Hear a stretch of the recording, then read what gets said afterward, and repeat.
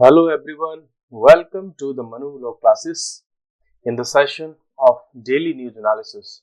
Today is 21st of June 2024 and first of all, I wish you a very happy, healthy and wealthy and happy International Yoga Day. This time for 2024, the theme of International Yoga Day is Yoga for Self and Society. Yoga को United Nations organisation ने भी international yoga day के रूप में declare किया था. So that's why it is known as international yoga day. Yoga की जब हम बात करते हैं तो योग का मतलब होता है ऐड इन इंग्लिश, और add means to add our body with our soul. So जब हमारी बॉडी, हमारा मन एक साथ मिलकर के वर्क करते हैं, that will take us towards the growth, prosperity, peace, calm, health and wealth. So yoga is for self and society. It means अपने आप को अपने आप से जोड़ना है और सोसाइटी को भी आपस में हमें कनेक्ट करना है. So first of all, now we are going to revise our previous day session with the help of MCQs. So try to answer these questions before I give you the correct answers. Dalai Lama came to India in which year? Yesterday we discussed that a delegation from USA came to Tibet and especially to Dharamshala, that is in Himachal Pradesh. So Himachal Pradesh has connecting borders with Tibet, that is Tibet, and this delegation met Dalai Lama. So Dalai Lama is a religious concept in Tibetan Buddhism, and due to the cruel activities or suppression by the Chinese government, Dalai Lama fled to India or came to India in 1959 to save the life of thousands of his followers along with other people. So question number 2, which place in the world is known as roof of the world? As we were discussing about Tibet, so we should know some geographical feature of this region. Tibet, that is Tibet, it is known as, in one of its region is known as roof of the world is plateau of Pamir. So Tibetan region में plateau of Pamir है जिसको world की छत कहा जाता है. Question number 3, recently seen in news, what is UGC NET? ये क्या है? A program by the government of India to study abroad. A postgraduate degree recently launched by the Ministry of Education. A program by the Defense Ministry for technical upgradation, or none of the above is correct. इस question को मैं आपको छोड़ता हूं, ठीक है. आप मेरे को रिप्लाई कीजिए बिकॉज ये बहुत ही बेसिक क्वेश्चन है. इसको मैं यहाँ बताना ठीक नहीं लग रहा मेरे को. बहुत बेसिक क्वेश्चन है और इतना तो आपको सबको पता होना चाहिए. So the university grants commission came into existence because now there are so many allegations against NTA, which conducted recent UGC NET exam where there were allegations that paper was leaked. And recently the NTA on the orders from the government of India declared this exam as cancelled and it will be organized again on a future date. So you have to know that UGC, that is University Grant Commission, came into existence in which year? So it came into existence in 1953. Question number 5. UGC became a statutory body or organization of the government of India by an act of parliament in. So in which year? So initially it was established in 1953, but after 3 years there was an act, that is UGC Act of Parliament 1956. Through this act, this organization became the statutory organization. Which of the following considered a major kharif crop in India? Recently, in the last session we discussed about that the government of India declared certain increased MSP for around 14 kharif crops. So here you have to also know that which are the kharif crops, because from this section there have been multiple questions in multiple examinations, especially in competitive examinations. So the major kharif crops in India is among the following is maize, that is makka, but wheat, barley and mustard. All these three crops are rabi crops. So keep it in mind. Now next question, which climatic condition is most suitable for the growth of kharif crops? So the warm and wet. It means there should be sufficient high temperature along with rainfall, sufficient rainfall. So this kind of climatic condition is very important and suitable for the kharif crops, and these crops include paddy, maize, bajra and various other crops which are sown on the onset of the monsoon and they are reaped after the setback of the monsoon. जब monsoon का starting होता है तब इनकी sowing की जाती है और इनकी जो रीपिंग होती है वो अक्टूबर नवंबर के आसपास में इनकी रीपिंग होती है. So these are known as kharif crops. Who has been elected as the president of South Africa? In yesterday's session we discussed about this point. So Cyril Ramaphosa has been elected as the president of South Africa. It is his second term, means second time वो president बने हैं South Africa के. One more fact regarding South Africa, Gandhi ji 1915 में south Africa से वापस आए थे और साउथ अफ्रीका में ही उनको ट्रेन से जो है आउट किया गया था due to colour discrimination. And South Africa के फर्स्ट प्रेसिडेंट बने थे नेल्सन मंडेला, और वो ऐसे पर्सन भी हैं जो नॉन इंडियन हैं और उनको बाद में भारत रत्न भी मिला था.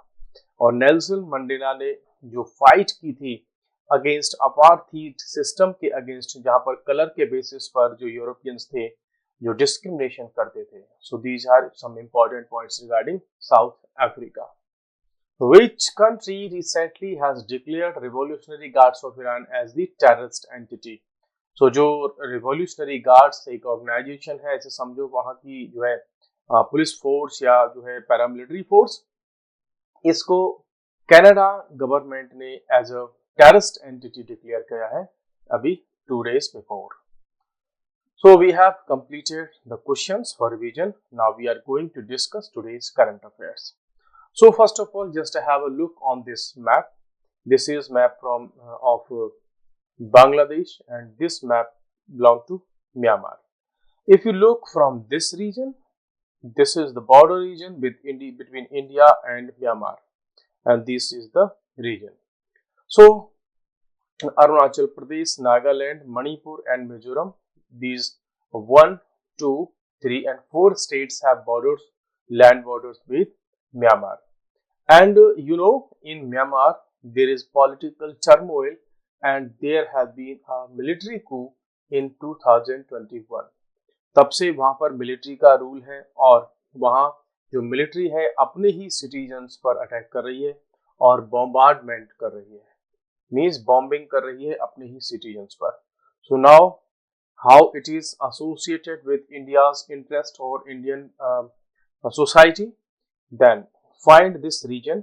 This is the region जहां पर इंडिया की तरफ जो मणिपुर है या इधर मिजोरम है और इधर जो म्यांमार है, इस रीजन में जो पीपल हैं वो एंशिएंट टाइम से ही कनेक्टेड हैं. उनका कल्चर, उनकी आपस में मैरिज वगैरह होती है, ओपनली वो एक दूसरे के यहाँ उनका आना जाना होता है. Culturally they are very connected. ठीक है, ऐसे समझिए जैसे कि फॉर एग्जाम्पल राजस्थान के कुछ बॉर्डर एरियाज, यूपी के बॉर्डर एरियाज और हरियाणा के बॉर्डर एरियाज. कहने को ये डिफरेंट स्टेट्स हैं बट इनके बॉर्डर रीजन्स में सारा का सारा उनका कल्चर मिक्स्ड कल्चर है. उनमें शादियां होती हैं और बाकी सारे के सारे कल्चरल एक्सचेंजेस उनके यहाँ होते रहते हैं. अब इंडिया और म्यांमार जब उनका जो है डिफरेंस हुआ 1935 में, इनको अलग किया गया। सो इस रीजन में पॉलिटिकल बाउंड्रीज तो क्रिएट हो गई, लेकिन लोगों के अपने जो कनेक्शंस हैं, उनके जो रिलेशंस हैं, वो आज भी जारी हैं। अब ये क्यों इम्पोर्टेंट है, तो मैं अब आपको बताऊंगा कि क्या है इसका reason. So just have a look on this news from the Hindu. 5400 Myanmarese take refugee in Manipur. So recent days में म्यांमार से अराउंड 5400 पीपल जो बॉर्डर को क्रॉस करके कहाँ आ चुके हैं, इंडिया में आ चुके हैं, स्पेशली मणिपुर में। मणिपुर के लोगों ने भी इनको यहाँ पर स्पेस दिया है। सो दिस हैज बिकेम एक one another important event in the north east, in Indian north east. Why? Because Manipur में अभी जो वायलेंस चल रहा है, बीच बीच में जो वायलेंस है, उसमें इम्पोर्टेंट रोल प्ले कर रहा है वहाँ की एसटी कम्युनिटी का डाइवर्सिटी। बिकॉज यहाँ पर मैतेई पीपल रहते हैं, यहाँ पर कुकी पीपल रहते हैं, और यहाँ पर जितना भी वायलेंस है वो मोस्टली वहाँ की ट्राइब्स हैं, आपस में उनका वॉर जैसा चलता रहता है, उनकी फाइटिंग चलती रहती है। अब इस कल्चरली डाइवर्स सोसाइटी में अब म्यांमार से भी पीपल आ चुके हैं, और ये अब इंडिया के लिए एक बड़ी प्रॉब्लम क्रिएट करने वाला है। बिकॉज इस रीजन में अब इस लॉ एंड ऑर्डर की सिचुएशन यहाँ पे क्रिएट हो सकती है।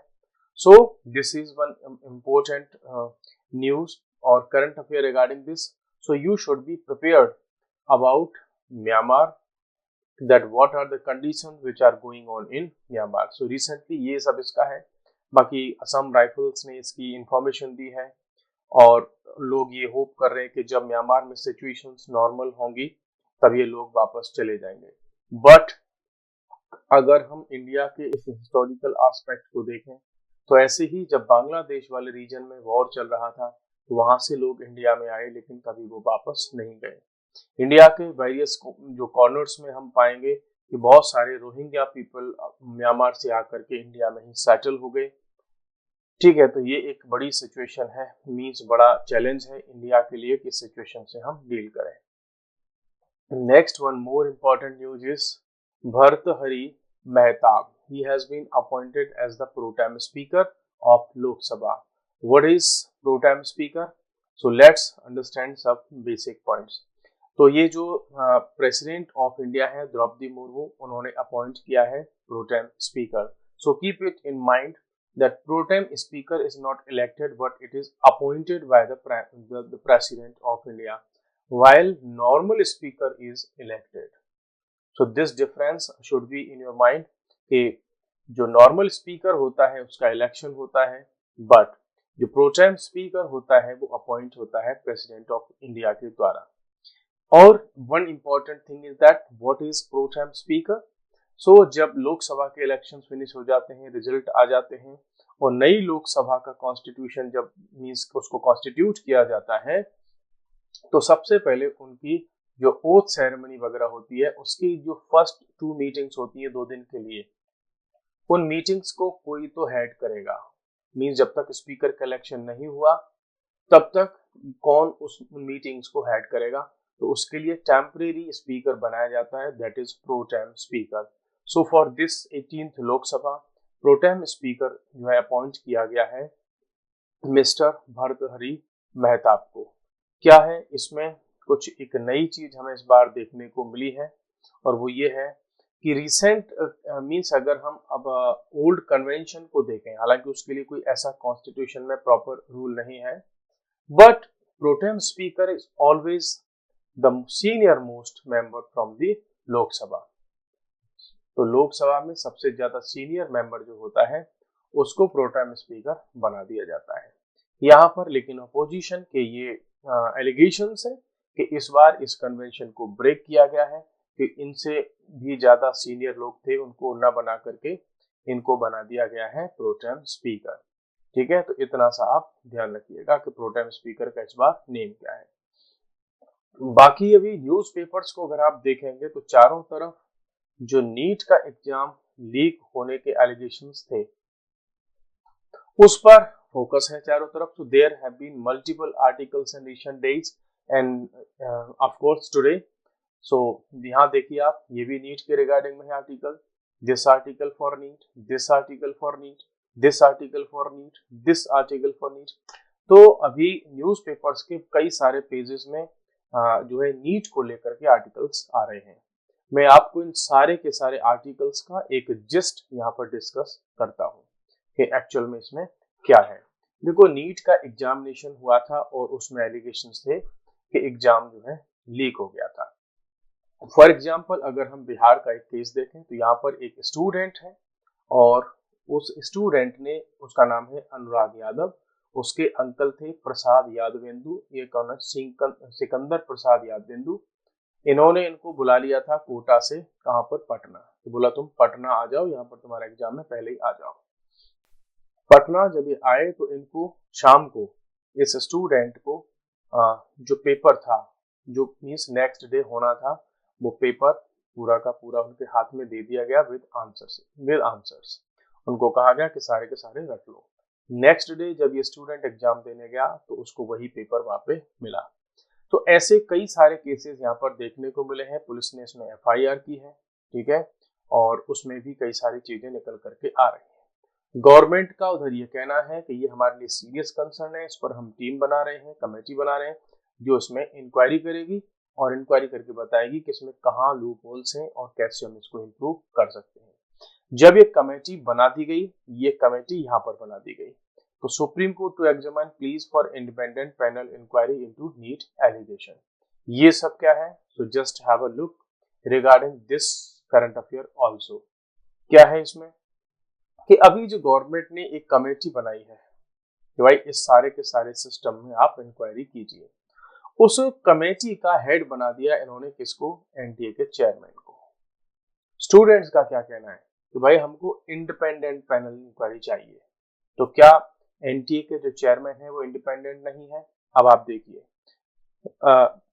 There is a set principle in the judicial world.